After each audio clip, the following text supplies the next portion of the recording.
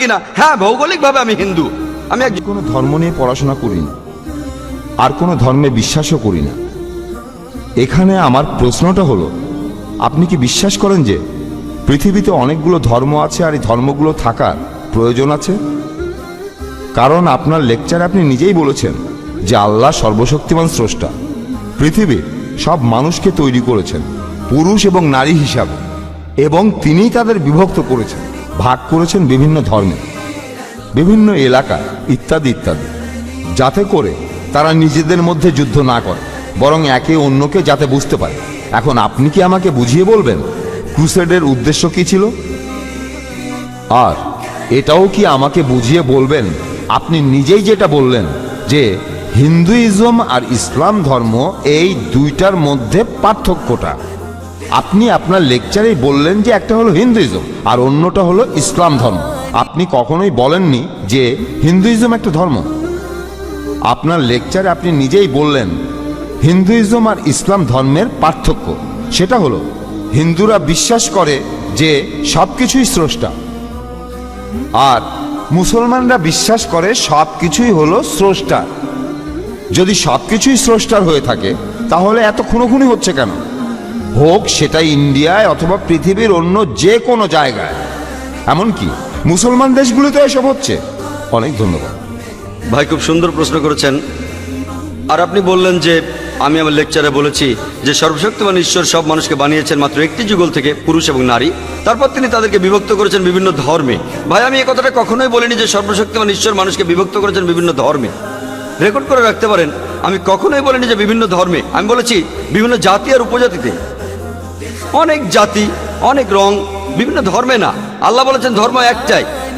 সর্বশক্তিমান ঈশ্বর মানুষকে কখনোই বিভিন্ন ধর্মে ভাগ করেননি। ধর্ম কেবলমাত্র একটাই। তিনি ভাগ করেছেন বিভিন্ন জাতি, রং আর বিভিন্ন ভাষায়, যাতে আপনারা একে অন্যের সাথে পরিচিত হতে পারেন। আর আপনারাও বুঝতে পারলেন যে অমুক লোকটা এসেছে অমুক জাতি থেকে, মানে অমুক অঞ্চল থেকে। ধর্ম না, অঞ্চল, এটা ধর্ম না। তাই আপনি যে ধর্মের কথা বলছেন সেটা ঠিক না, বাকি সব ঠিক আছে। বিভিন্ন ভাষা, বিভিন্ন রং, বিভিন্ন জাতি, আমি একমত, যাতে তারা অন্যের সাথে পরিচিত হতে পারে, একে অন্যের সাথে যুদ্ধ করার জন্য নয়। আপনি বললেন যে আমি নাকি কখনো হিন্দুইজমকে ধর্ম বলিনি। আপনি এটাও ঠিক বললেন না। আমি বলেছি ধর্ম হলো সর্বশক্তিমান ঈশ্বরে বিশ্বাস করা। অক্সফোর্ড ডিকশনারি বলছে এই হিন্দুইজমকে বুঝতে হলে, হিন্দু ধর্মটাকে বুঝতে হলে আপনাকে এই ধর্মের ঈশ্বরের ধারণাকে বুঝতে হবে। আপনি যদি ইহুদি ধর্মকে বুঝতে চান তাহলে আপনাকে ইহুদি ধর্মের ঈশ্বরের ধারণাকে বুঝতে হবে। আপনি যদি খ্রিস্টান ধর্মকে বুঝতে চান তাহলে খ্রিস্টান ধর্মের ঈশ্বরের ধারণাকে বুঝতে হবে। যদি আপনি ইসলাম ধর্মকে জানতে চান তাহলে ইসলাম ধর্মের ঈশ্বরের ধারণাকে বুঝতে হবে। আমি সেটাই বলেছি। এই সমস্ত বিভেদগুলো কে তৈরি করেছেন? ঈশ্বর করেননি। আল্লাহ পরিষ্কারভাবে সূরা আনামের 159 নম্বর আয়াতে উল্লেখ করেছেন যে যারা দিন সম্পর্কে নানা মতের সৃষ্টি করিয়াছে তাদের কোনো দায়িত্ব তোমার নয়। ধর্মকে আপনি ভাগ করতে পারেন না। যারা ধর্মকে ভাগ করে তারা ভুল করছে। আপনি বললেন যে কেন মানুষ একে অন্যকে হত্যা করে, এটা আপনি তাদের জিজ্ঞেস করুন। যেমন ধরুন একজন শিক্ষক ছাত্রদের বলল নকল করো না, ছাত্ররা নকল করে। এখানে কে দোষী, শিক্ষক না ছাত্র? ছাত্র দোষী।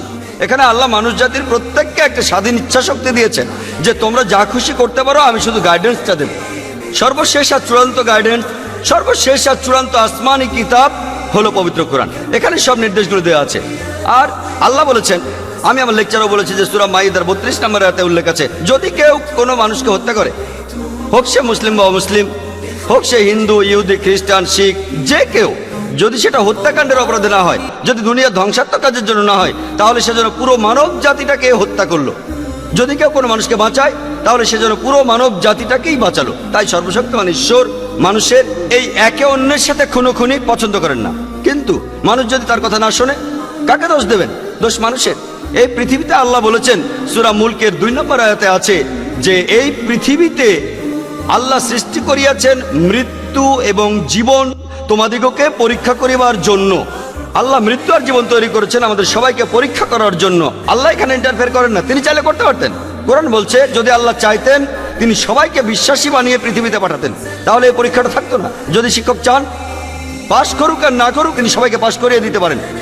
শিক্ষক পারেন, তবে সেটা হবে একচোখা। আর ছাত্রের স্বাধীন ইচ্ছাটার কি হবে? ছাত্ররা সবাই পরীক্ষা দিচ্ছে, সেখানে একজন ঠিকভাবে উত্তর দিতে পারলো না, তারপরও সে পাশ করলো, তখন যে পড়াশোনা করেছে সে প্রতিবাদ করবে যে আমি এই পরীক্ষার জন্য এত খাটাখাটি করলাম আর এই ছাত্র নকল করছে, চুরি করছে, ভুল উত্তর দিয়েও সে পাশ করছে।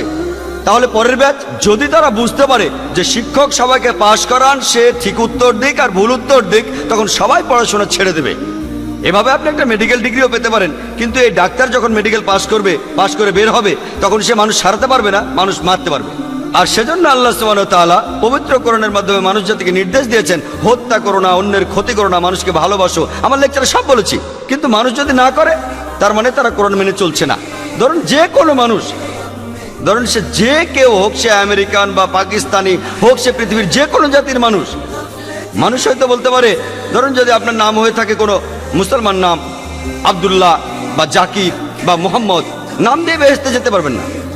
নাম দিয়ে নিজেকে মুসলমান বলছেন, নাম আপনাকে মুসলিম বানায় না। মুসলিম কোনো লেভেল না যে আমি বললাম মুসলিম আর মুসলিম হয়ে গেলাম। মুসলিম অর্থ নিজের ইচ্ছাকে সমর্পণ করা আল্লাহ সুবহানাহু ওয়া তাআলার কাছে। যদি কারো নাম হয়ে থাকে জাকির, আব্দুল্লাহ, মোহাম্মদ, শাকির, এটা কিছু না। যদি তারা নিজের ইচ্ছাকে সমর্পণ করে আল্লাহর কাছে, তাহলে তারা মুসলিম। শুধু মুসলিম বলে ডাকলেই হবে না। পবিত্র কোরআন বলছে কিছু মানুষ শুধু মুখের কথায় মুসলিম, তাই যারা খুনোখুনি করছে তারা কোরআনের নির্দেশ মেনে চলছে না। যদি তারা কোরআনের নির্দেশ মেনে চলতো, পুরো পৃথিবীতে শান্তি বজায় থাকতো। আশা করি উত্তরটা পেয়েছেন। তাহলে জাকির ভাই, যদি একজন হিন্দু কোরআনের নীতিগুলো ঠিকমতো মেনে চলে, যে নীতিগুলোর সাথে হিন্দু ধর্মগ্রন্থের নীতিগুলোর বেশ মিল রয়েছে, তাহলে একজন হিন্দু নিজেকে কি মুসলমান বলতে পারে? অথবা অন্যদিকে একজন মুসলিম নিজেকে কি হিন্দু বলে দাবি করতে পারে? কারণ আজকে আপনার লেকচারের বিষয়টাই হলো সার্বজনীন ভ্রাতৃত্ব। ডক্টর বিয়াস যখন আপনাকে প্রশ্ন করেছিলেন, আমি কিন্তু সেটা ঠিকই বুঝেছিলাম। খুবই সুন্দর প্রশ্ন। আপনারা যদি পরিষ্কারভাবে প্রশ্ন করেন, আমি উত্তর দিতে পারি আলহামদুলিল্লাহ। ভাই খুব সুন্দর প্রশ্ন করেছেন। যদি কোনো হিন্দু ইসলাম, কোরআন, হিন্দু ধর্মের মূলনীতি মেনে চলে, তাকে মুসলিম বলা যাবে কিনা, আর একজন মুসলিমকে হিন্দু বলা যাবে কিনা, খুবই সুন্দর প্রশ্ন। আসুন আমরা দেখি মুসলিম আর হিন্দু বলতে কি বোঝায়। আমি আগেও বলেছি যে মুসলিম হলো সেই লোক যে নিজের ইচ্ছাকে সমর্পণ করে আল্লাহ সুবহানাহু ওয়া তাআলার কাছে, ঈশ্বরের কাছে। হিন্দু শব্দটার সংজ্ঞা কি আপনারা কেউ জানেন? হিন্দু শব্দটার ভৌগোলিক বিশেষত্ব আছে।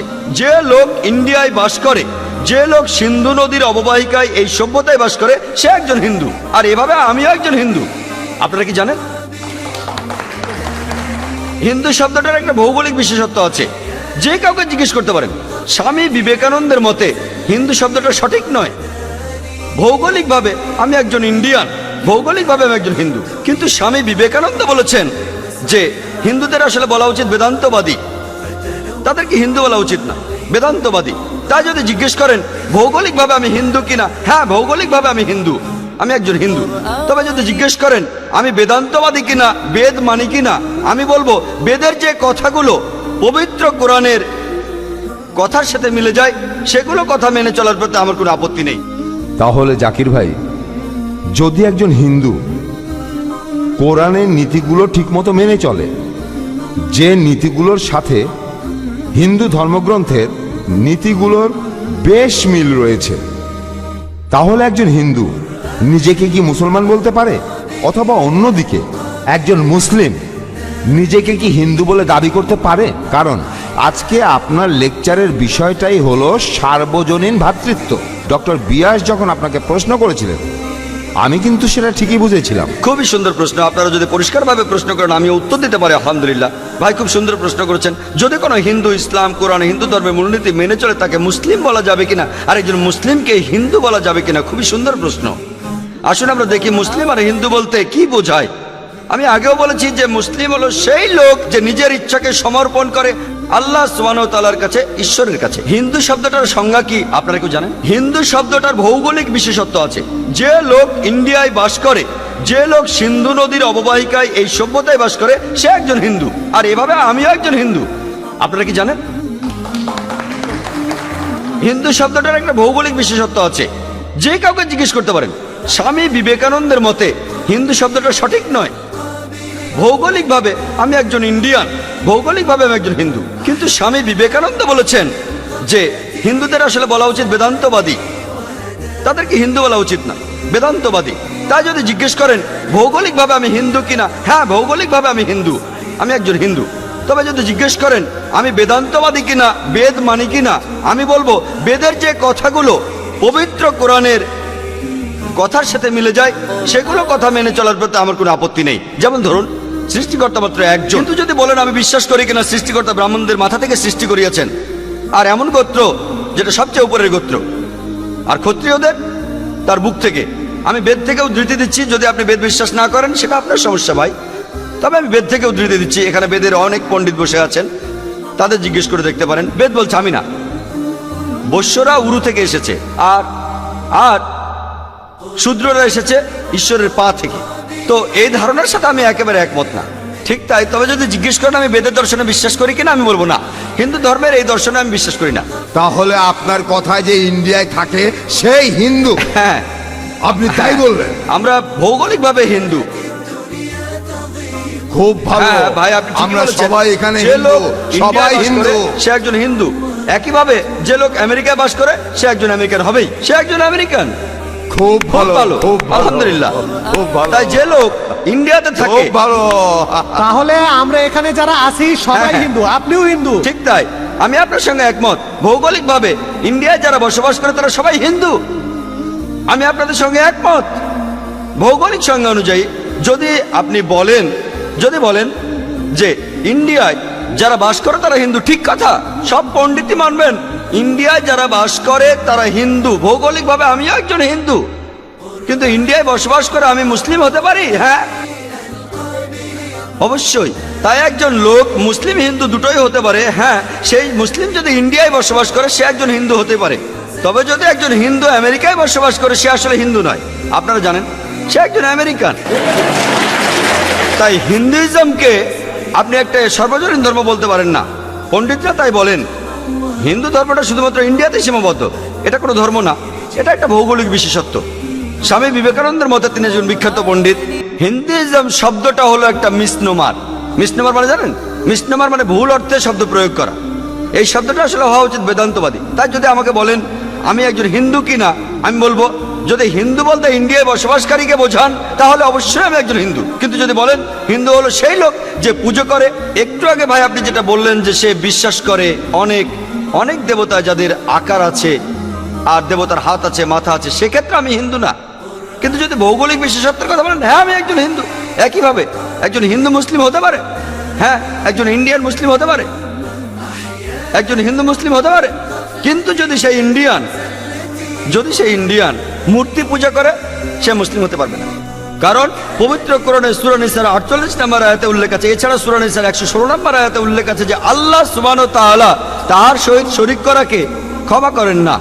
কাউকে শরীক করা হলে, এছাড়া অন্য সব ইচ্ছা করলে ক্ষমা করতে পারেন, তবে শিরকে তিনি ক্ষমা করেন না।